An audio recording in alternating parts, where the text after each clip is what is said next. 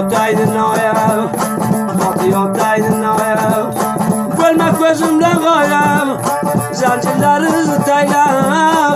Keşkini sakı sayam, Leylime gümüşüm ara, bakıdan derdim var. Soktan dedim ağam. Oturdan o gambacı, oturdan o gambacı. Böyle bir ilacı, bu yapılmayı şurada, böyle yalayacı. Leylime gümüşüm ara, kumru canlarla dumar, sandı canlarla dumar. Askerim gülay, askerim gülay. Dokülle böyle acı avam ölmesin, gayretleri gevley. Leylime gümüşüm ara, bakıda derdim var. Çoktan dedim ağam.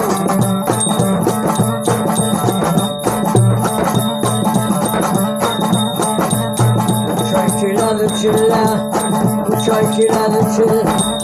Kızım cayımdan elle, nayım boyumdan özün, manya bir bazısın le. Leylime gümüşüm ara, bu bülçeler dağılmar, ben canlar dağılmar. Şunda bir ölse, şunda bir ölsem, görsen yazım bir gamdi, belasını yolamam. Nayım canın ağamla, Leylime gümüşüm ara, bakıdan derdim var. Avkarlı dedim ağam.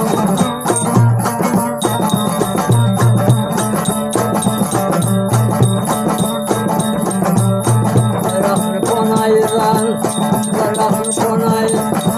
Koydum kelme göğene, acıya kemer korsan, avralarını köyüne.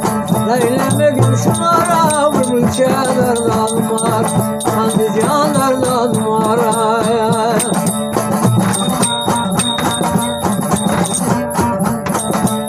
Budana tuttum görgen, budana tuttum görgen. Romart şaklı görgen, nayimden acına bir yola vore teşirgen. Leylime gümüşüm ara, bakıdan erdad var. Çoktan dedim ağam. Mülkayım arzumlaga, mülkayım arzumlaga. Kança böldüler varlar, gölge parmağı işim bak, duratırla birader.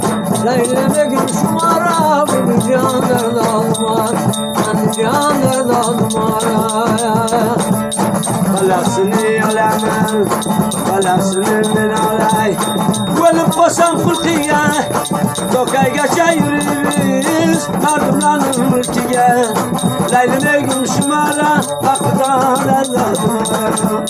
Çoktan dedim ağam. Koydum oturdum oraya, koydum oturdum. Kuşlar kalkmadı, kabakayım da yoksa İslam elinde. Leylime gümüşüm ara, canlar dağılmaz, canı gümüşüm ara. Boşuya vardı takke, cavar olanı çokta. Nerede var evine, güven kaşal bölmesin, kal yanıp kalsın bakka. Leylime gümüşüm ara, bakıdan erdam var. Avkarlı dedim ara.